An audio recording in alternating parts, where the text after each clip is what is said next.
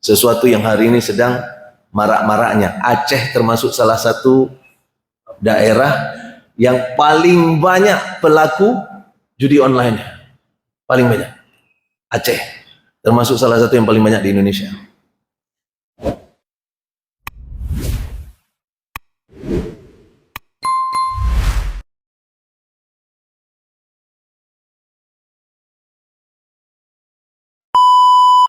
Assalamualaikum warahmatullahi wabarakatuh.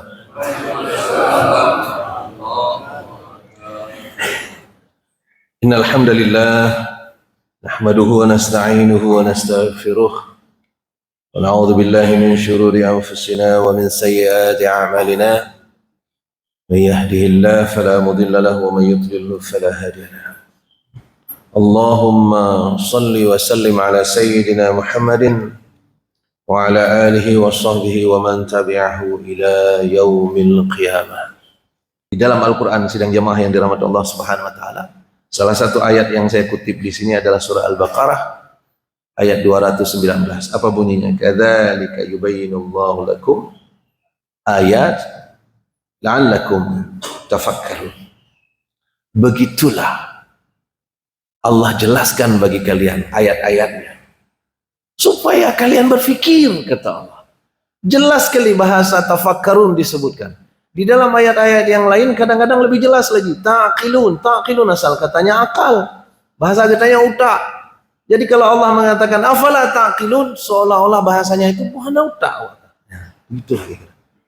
Ya, afala ta'qilun, sampai segitunya. Jadi ajakan untuk berfikir di dalam Al-Quran itu banyak sekali. Dan surat Al-Baqarah yang kita bacakan tadi di ayat 219 itu adalah potongan bagian akhir dari surah Al-Baqarah ayat 219. Bunyi aslinya adalah tentang khamar dan judi. Apa kata Allah di dalam ayat ini? Yas'alunaka 'anil khamri wal maisir. Mereka bertanya kepada engkau wahai Muhammad tentang khamar dan judi.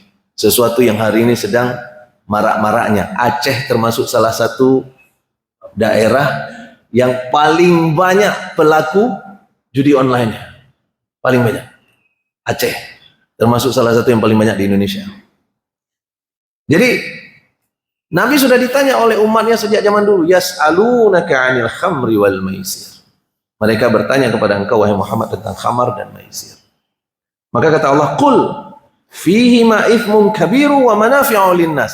Kasih tahu mereka wahai Muhammad bahwa pada keduanya itu ada banyak sekali dosa, tapi ada manfaat juga. Ada banyak dosa, ada manfaat. Lihat baik-baik bahwa Allah mengajak kita berfikir dengan narasi yang Allah berikan. Allah berikan faktanya. Allah tidak langsung memberikan perintah dan larangan. Inilah salah satu bedanya antara kitab kita dengan kitab-kitab sebelumnya. Kitab-kitab sebelumnya langsung to the point. Isinya kalau bukan perintah, larangan. Perintah, larangan. Cuma ada 3 rata-rata. Kalau bukan pujian, perintah, larangan. Pujian, perintah, larangan. Tapi di dalam Al-Quran banyak sekali ditampilkan fakta-fakta. Kemudian Allah mengajak kita, pikirlah, pahamilah, tadabburi dengan benar. Termasuk ayat ini. Jadi ayat ini Allah kasih fakta kepada kita. Apakah faktanya? Fihi ma ithmun kabiru wa manafi'u linnas. Di dalamnya ada keburukan, ada dosa, tapi juga ada manfaatnya. Jadi Allah akui dengan objektif bahwa judi dan khamar itu ada manfaatnya. Tapi belum selesai ayatnya. Nah, belum selesai. Tewoju karena kesimpulan upaji na manfaat. Ya. Sehingga kita pulang terus. Jadi Allah sebutkan kemudian di sambungan ayatnya wa ismuhuma akbarum min naf'ihima. Tapi keburukannya, dosanya, masalahnya jauh lebih besar daripada manfaat yang dimiliki oleh dia. Jauh lebih besar. Maka sidang jemaah yang dirahmati Allah Subhanahu wa taala, selanjutnya tentang apa yang diinfakkan. Saya lompati bagian ini supaya kita langsung sampai ke bagian bawah, tidak tercampur pembahasan. Apa kata Allah? Kadzalika yubayyinullahu lakumul ayat la'allakum tatafakkarun. Apa kata Allah? begitulah Allah sampaikan kepada kalian fakta-faktanya, ayat-ayat Allah ini, supaya kalian berpikir. Apa yang kita berpikir? Kita berpikir bahwa alkohol, judi, termasuk judi online, memang betul ada manfaatnya. Orang-orang di Eropa, Bapak Ibu yang dirahmati Allah, orang-orang di Eropa itu menggunakan alkohol untuk menghangatkan tubuh mereka, tidak sampai mabuk. Artinya di bagian itu ada manfaatnya, karena mereka punya musim dingin. Tapi di tempat kita kan nggak ada musim dingin, jadi mita-mita alasan. Hana musim dingin katanya, malah AC saja. Ya. Jadi nggak usah ada alasan untuk minum alkohol. Tapi di sana pun yang kemudian tak mampu untuk mengontrol diri untuk tidak mabuk itu sedikit. Ramai sekali yang kemudian tak mampu untuk mengontrol dan akhirnya masuk ke dalam jurang alkoholik. Ya. Jadi manfaatnya betul ada kata Allah. Allah objektif menyampaikan fakta kepada kita. Fair sekali. Fair sekali Allah sampaikan faktanya bahwa ada manfaatnya. Judi juga demikian. Judi ada manfaatnya. Salah satu manfaat judi adalah meningkatkan hormon hormon yang bekerja.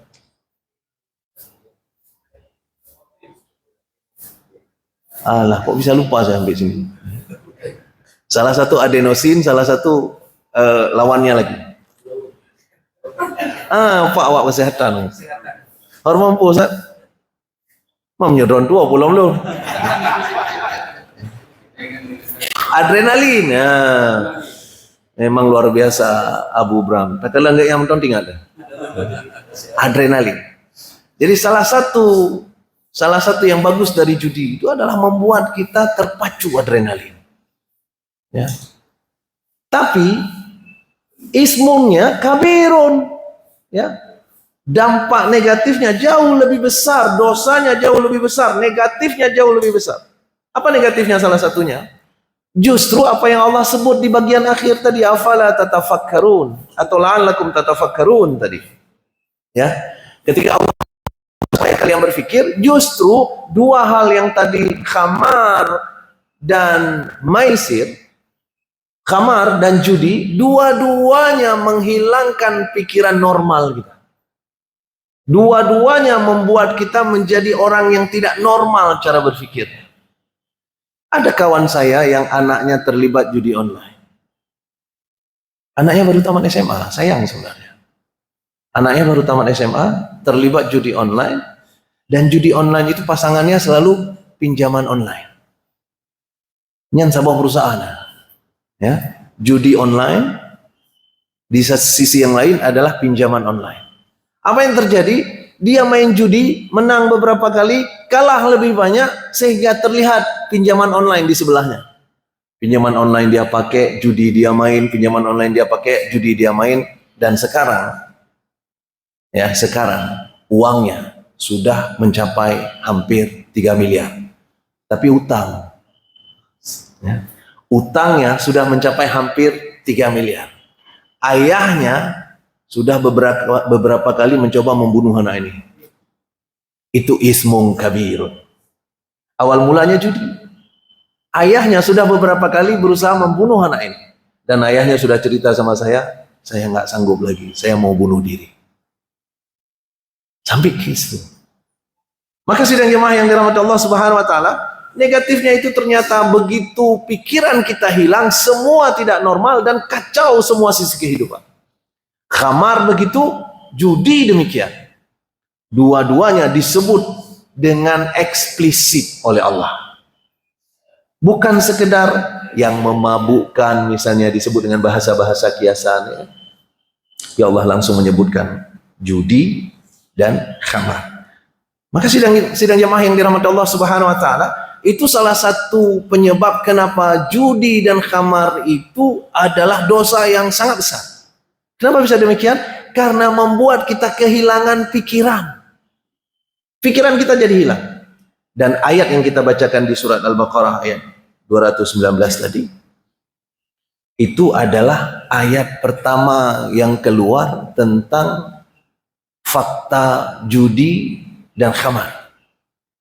Ada dua tahap berikutnya yang kemudian harus muncul, baru pada akhirnya muncul ayat yang melarang total khamar tadi. Ayat yang melarang total khamar itu ada di surat Al-Maidah. Apa bunyinya? Ya ayyuhalladzina amanu innamal khamru wal maisir, dua-dua juga disebut oleh Allah Subhanahu wa taala. Wal ansabu wal azlam rijsum min amali syaitan. Nyan pekerjaan setan mandung itu oleh Allah. Ya, pekerjaan setan semuanya itu. Minuman keras, judi, berkorban untuk berhala, penyembahan-penyembahan dan sebagainya, atau mengundi nasib, itu semuanya pekerjaan setan kata Allah.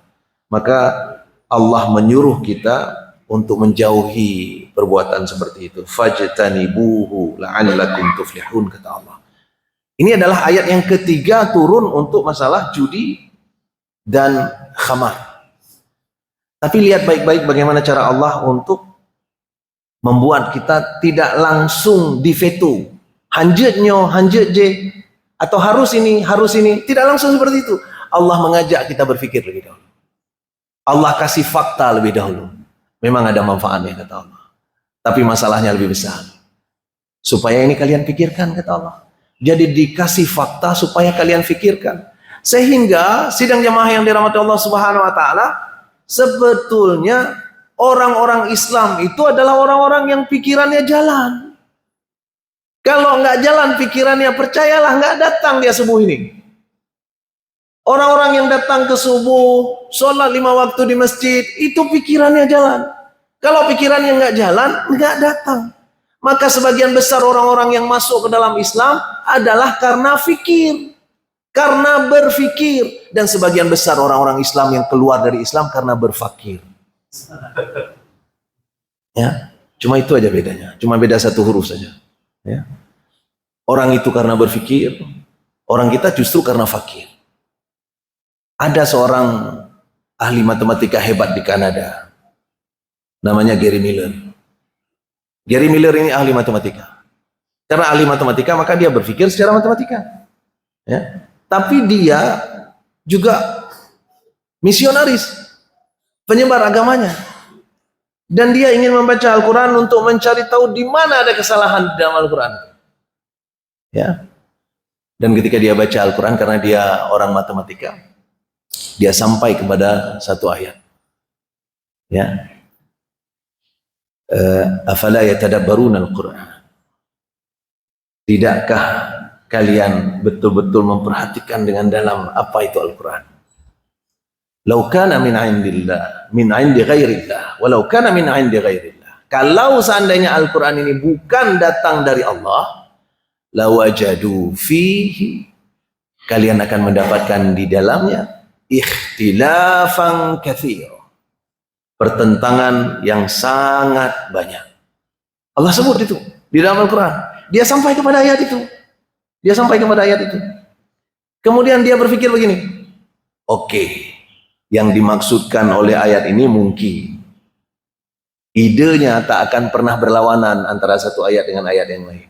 Tapi ayat ini, yang nulis Al-Quran ini pasti nggak kepikiran bahwa aku akan mencari kata-kata ikhtilafan.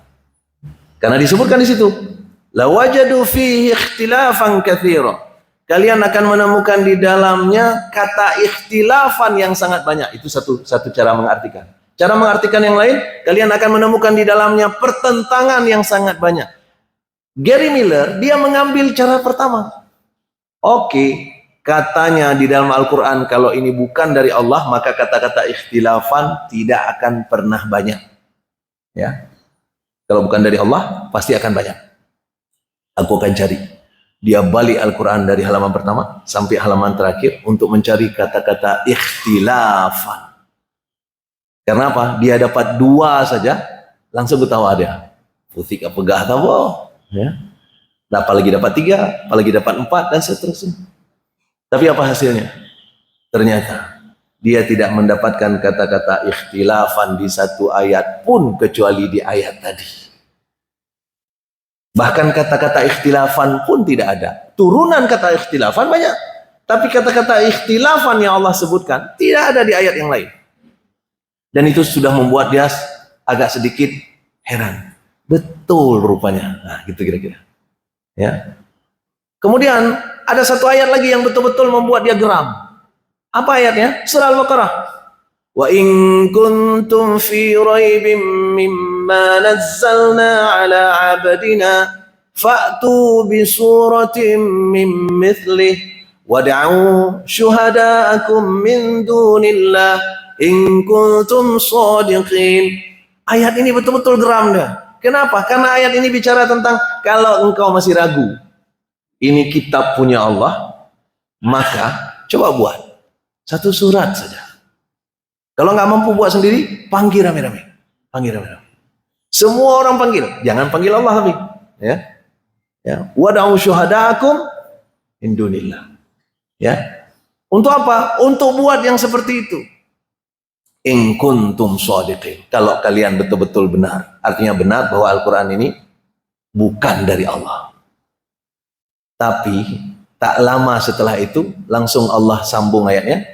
Fa illam taf'alu, dan Allah pakai fa. Kenapa Allah pakai fa? Artinya Allah nggak kasih kesempatan sedetik pun untuk menunggu kalian buat surat. Karena fa dengan summa itu dua hal yang berbeda. Kalau Allah bilang di situ summa, ya kan? Summa lam taf'alu, kalau itu bunyi ayatnya, maka itu maknanya adalah setelah kalian coba berpuluh-puluh tahun dan kalian tidak mampu, ya kan? Tapi ini enggak, Allah pakai kata fa illam taf'alu, maka jika kalian tidak mampu, itu artinya apa? Tidak ada jeda sedikit pun antara tantangan Allah dengan ketidakmampuan kalian. Begitu yakinnya Allah mengatakan kalian tidak akan mampu, baru dibilang buat satu surat dan kalian tidak akan pernah mampu, pakai lan lagi. Artinya apa? Tidak akan pernah. Ditambah lagi di ujungnya, fa illam taf'alu wa lan taf'alu, sudah pasti tidak akan mampu. Maka sidang jemaah yang dirahmati Allah Subhanahu wa taala, ayat-ayat ini membuat Gary Miller gelisah sekali. Dan setelah dia mencari beberapa hal yang lain, termasuk beberapa yang ikut ditemukan oleh Gary Miller itu adalah jumlah kata malaikat dengan jumlah kata setan, jumlah kata hari, jumlah kata bulan di dalam Al-Quran dan sebagainya, dan akhirnya dia tidak sanggup untuk bertahan. Dia mengikrarkan diri, aku Islam. Dia mengubah namanya menjadi Abdul Ahad Umar. Maka sidang jemaah yang dirahmati Allah Subhanahu wa taala, kenapa Gary Miller bisa seperti ini? Karena dia berfikir. Menyohanai fikir apa nih? Ya. Karena kalau dia berfikir, maka kejadiannya akan dapat apa yang sebenarnya dimaksudkan oleh Allah Subhanahu wa taala. Karena Al-Quran menyuruh kita untuk berfikir, dan itu adalah salah satu beda yang sangat signifikan antara kitab kita dengan kitab-kitab yang sebelumnya. Maka sidang jemaah yang dirahmati Allah Subhanahu wa taala,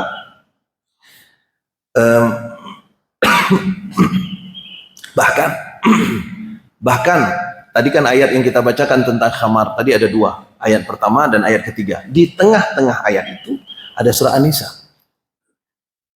yang turun kedua. Surah An-Nisa bicara tentang apa? Lagi-lagi tentang berfikir. Apa yang turun di surah An-Nisa? Pertama tadi Allah kasih fakta.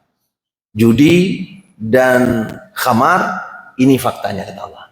Ada manfaatnya, tapi bahayanya jauh lebih besar. Supaya kalian fikir, kata Allah. Ya, ayat terakhir tadi Allah langsung menyebutkan dua-duanya adalah amalis syaitan. Maka hindari itu. Tinggalkan, jauhi yang seperti itu. Tapi di ayat level keduanya, di surah An-Nisa, Allah menyebutkan, ya ayyuhalladzina amanu la taqrabus shalah wa antum sukara. Ya, wa antum sukara. Jangan dekat-dekat kepada sholat. Hai orang-orang beriman, jangan dekat kepada sholat kalau kalian lagi mabuk. Kalau kalian lagi mabuk, lagi di bawah pengaruh alkohol, jangan sholat. Ya, bisa dibayangkan ketika ayat ini turun, surah Al-Maidah belum turun, mungkin para sahabat masih ngajak-ngajak mabuk, karena para sahabat banyak yang pemabuk. Salah satu pemabuk berat itu Umar bin Khattab, itu pemabuk berat. Ya, maka ada dialog-dialog imajiner yang barangkali bisa kita bayangkan. Gimana dialognya? Ketika ayat ini surah An-Nisa sudah turun, bahwa jangan dekat-dekat sholat kalau kalian sedang mabuk. Mungkin orang-orang ini sempat ngajak mabuk, yuk mabuk kita yuk. Tapi bentar lagi azan. Oh berarti habis sholat ya. Nah, kalau seandainya ayat ini turun belum sampai ke surat Al-Maidah. Maka sidang jemaah yang dirahmati Allah Subhanahu wa taala, ayat ini belum selesai. Kata Allah, hatta ta'lamu ma taqulun. Sampai kalian paham, kalian sadar, pikiran kalian hidup untuk mengerti apa yang kalian ucapkan. Itu ukurannya. Itu ukuran mabuknya. Kalau kita hubung-hubungkan seperti itu, kayaknya kita semua lebih banyak yang mabuk dari enggak. Kenapa? Karena lebih banyak yang tidak paham apa yang kita baca dalam sholat daripada yang paham. Ya. Kalau ini ayatnya. Karena ayatnya tadi apa? Hatta ta'lamu ma taqulun. Sampai kalian mengerti, kalian pahami dengan pikiran kalian apa yang kalian bacakan di dalam sholat. Maka lirung mabuk berarti kan? Karena kita banyak yang belum paham apa yang kita bacakan di dalam sholat-sholat kita. Bapak Ibu sidang jamaah subuh yang dirahmati Allah Subhanahu wa taala. Maka kalau kita bicara tentang ini, kita masih melihat betapa Allah menekankan bahwa pikiran itu harus berfungsi. Itu sebabnya Al-Quran itu kalau kita tak pakai pikiran, maka langsung nggak jalan. Langsung kita nggak bisa mencerna apa-apa. Dan Allah Maha Adil, maka orang-orang yang Allah pertanyakan, orang-orang yang akan Allah tanya pertanyaan tentang apa yang kita lakukan di dunia ini adalah hanya orang-orang yang Allah titipkan pikiran saja. Kalau ada orang yang hari ini tiba-tiba keluar dari masjid gila, ya, itu langsung mulai dari titik itu Allah nggak tanya lagi sama dia. Ya. Kenapa? Karena dia tak punya pikiran. Anak-anak kecil belum dipertanyakan oleh Allah dosa-dosa mereka. Kita sebut dengan baligh. Baligh artinya sampai. Sampai pada posisi di mana mereka mampu memikirkan apa yang mereka ucapkan. Jadi lagi-lagi konteksnya adalah pikiran. Maka kata Allah di dalam surah Yasin, liyundzira man kana hayya. Ya, liyundzira man kana hayya. Agar engkau Muhammad memberi peringatan kepada mereka yang hidup. Apanya yang hidup? Pikirannya hidup, hatinya hidup. Jadi ketika Allah menyebutkan hayya di sini, pikiran dan hatinya hidup. Karena kalau pikiran dan hati hidup, Islam ini nggak tercerna sama kita. Ya, saya lihat ada beberapa perdebatan di media sosial antara orang Islam dengan orang non-Muslim. Itu kadang ketawa-ketawa kita ketika kita melihat perdebatan antara mereka. Kenapa? Karena kelompok sebelah itu mereka hampir menghalalkan semua cerita untuk membuat kita terlihat salah. Jadi ditanya lain, tapi mereka tidak menjawab yang itu. Tapi mereka mencari fakta lain untuk menyerang kita. Kenapa? Karena kondisinya memang secara logika, apa yang mereka amalkan itu, jangankan kita, mereka sendiri bertanya-tanya. Betul ya? Betul ya? Betul apa enggak ini? Secara logika itu enggak nyampe kita. Irena Handono, salah satu di antara mu'alaf yang menggunakan pikirannya. Apa yang terjadi dengan Irena Handono? Irena Handono itu bertanya tentang bagaimana konsep Trinitas. Bagaimana konsep memahami tiga adalah satu. Maka gurunya Irena Handono langsung menuju ke papan tulis dan menuliskan segitiga. Ini loh katanya. Ini kan segitiga. Berapa segitiganya? Satu. Ah itulah dia. Tiga dalam satu. Tapi Irena ini cerdas sebenarnya. Pikirannya jalan. Dia maju, dia ambil spidol, dia buat segi 4, segi 5, segi 6. Kita anda pahami ya? Bahwa semua segi bisa kita buat jadi satu. Itu sebabnya sidang jemaah yang dirahmati Allah Subhanahu wa taala. Kita disuruh oleh Allah untuk berfikir, bukan saja untuk syariat yang Allah wajibkan pada kita, juga untuk fenomena-fenomena alam. Tadi dibacakan tadi. Dua surat yang dibacakan tadi, dua-duanya tentang ajakan kita berfikir. Ya. Salah satu yang dibaca tadi adalah Al-Ghasyiyah. Tadi satu lagi An-Naba. Dua-duanya ada. Dua-duanya ada. Di Al-Ghasyiyah. Tadi apa kata bacaan imam kita tadi? Afala yanzuruna ilal ibili kaifa khuliqat.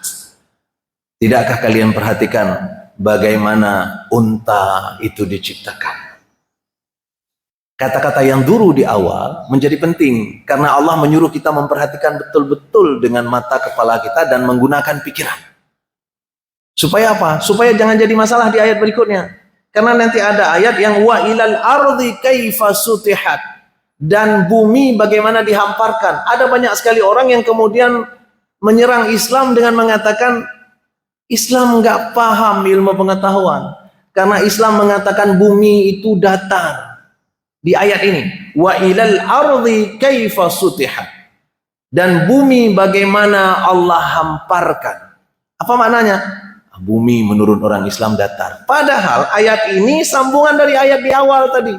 Kata-kata afala yang durun tadi berlaku untuk semuanya. Afala yang duruna ilal ibili kaifa khuliqat wa ilas samai kaifa rufi'at wa ilal jibali kaifa sutihat.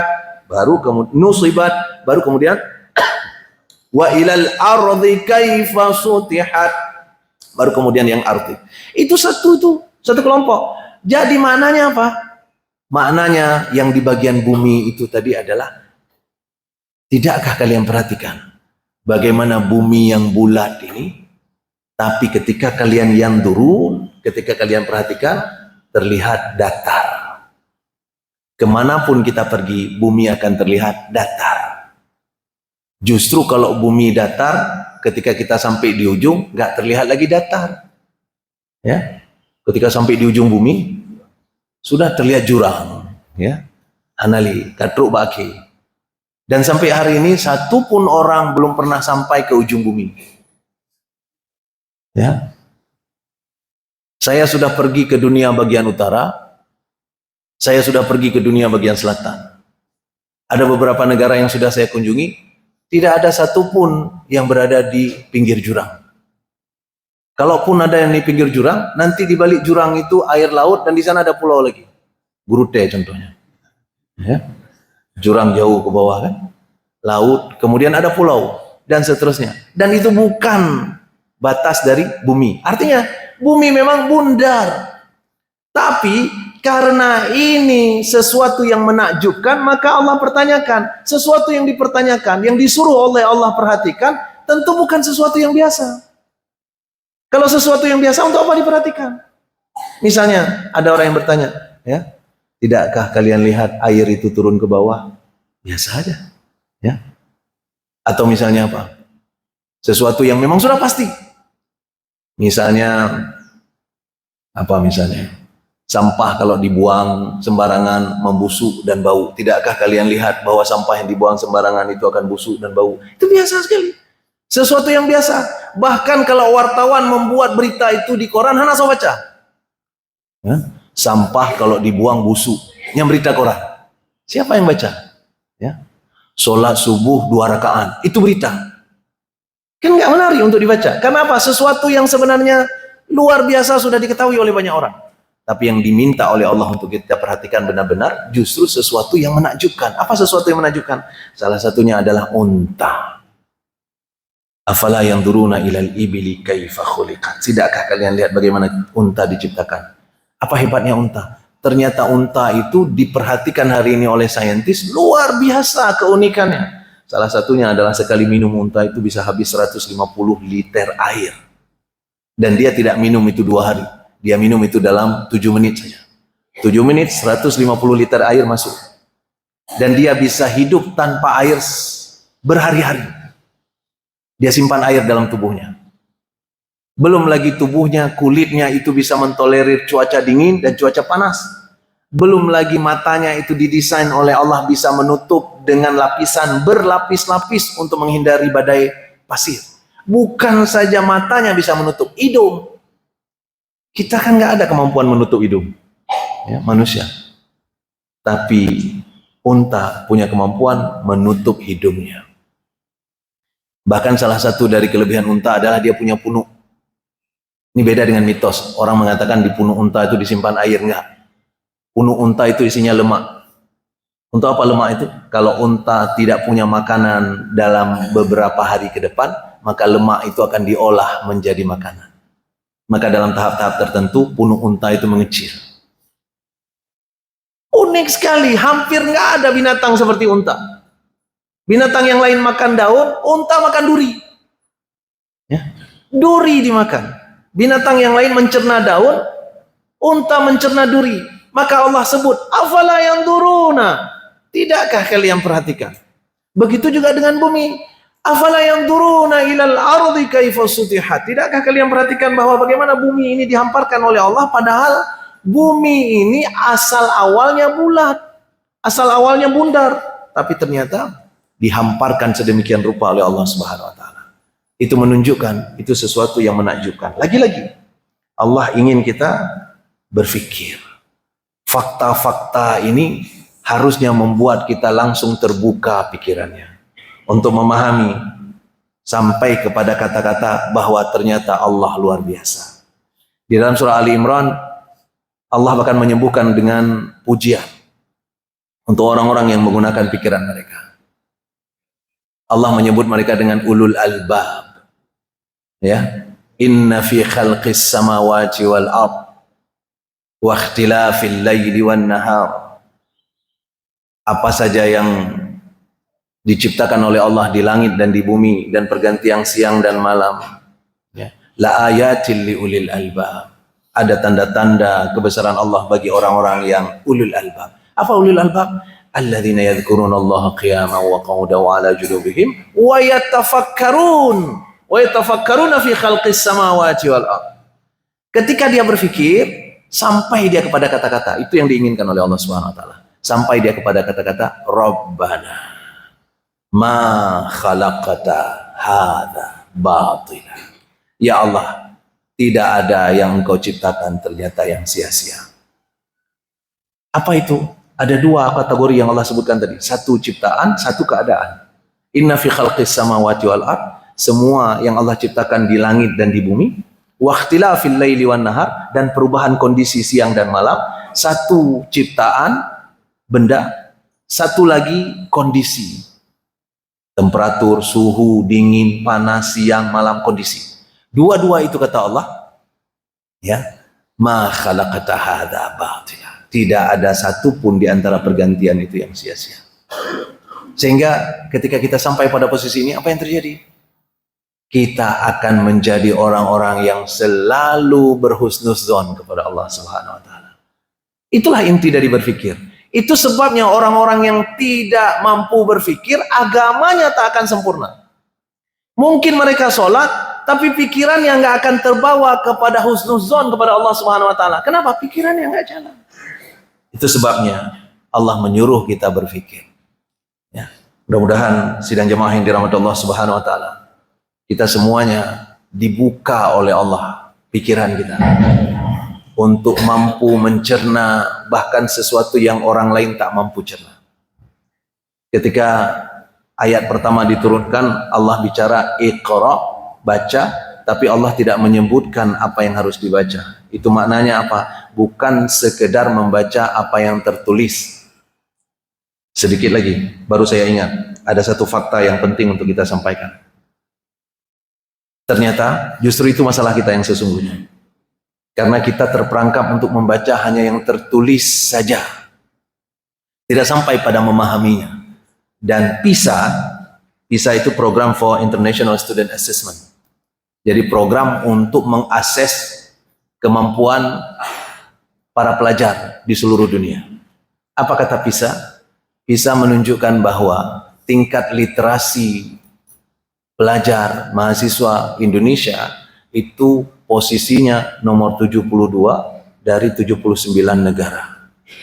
Nomor 72 dari 79 negara. Bahkan lebih tegas lagi disampaikan oleh PISA bahwa tingkat pemahaman kemampuan anak muda Indonesia, pelajar dan mahasiswa Indonesia, itu yang berada di semester 1 universitas, itu hanya selevel kelas 3 SMP di negara-negara maju.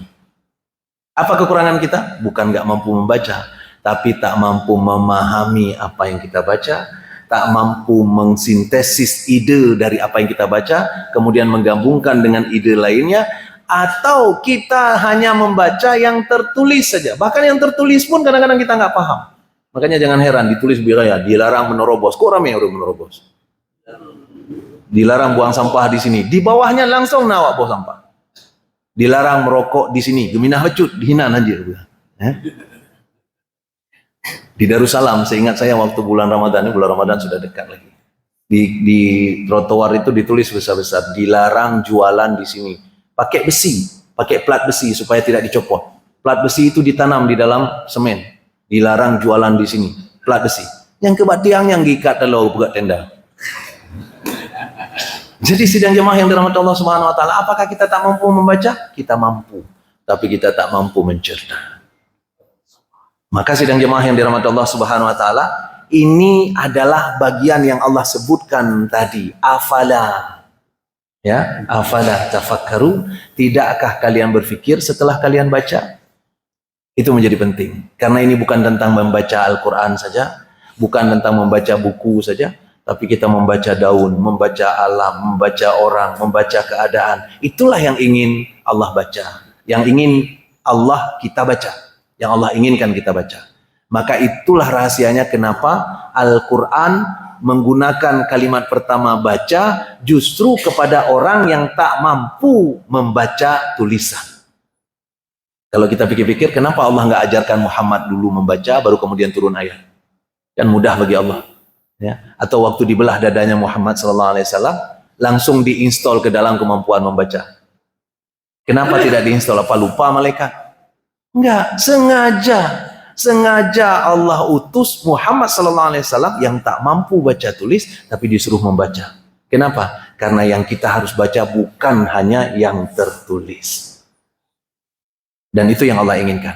Inna fi khalqis samawati wal ard. Itu semua yang harus kita baca. Wa ikhtilafil laili wan nahar. Itu semua harus kita baca.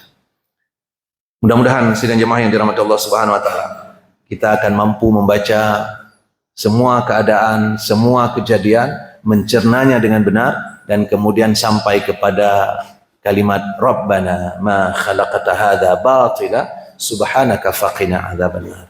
Kita memohon kepada Allah agar dilindungi dari api neraka karena enggak mampu membaca dan mencernanya. Mudah-mudahan ada manfaatnya. Mohon maaf jika ada kekurangan, kesilapan dalam penyampaian. Subhanakallahumma wa bihamdika asyhadu an la ilaha illa anta astaghfiruka wa atubu ilaik.